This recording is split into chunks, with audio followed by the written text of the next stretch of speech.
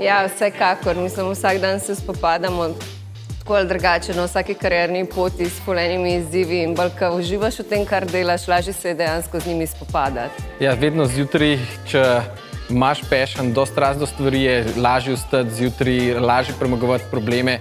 In tudi z ljudmi, s katerimi delaš, če delaš z ekipo, kar rad z njo delaš, je to lažje delati. Tudi izhajati je treba iz stvari, ki jih imaš, nekakšnih svojih hobijev. Naprimer, jaz imam zelo rad kavo in z tega področja potem je tudi veliko lažje inovirati, veliko lažje ene novosti pripeljati na trg, če delaš iz stvari, ki je tudi praktično tvoj hobi.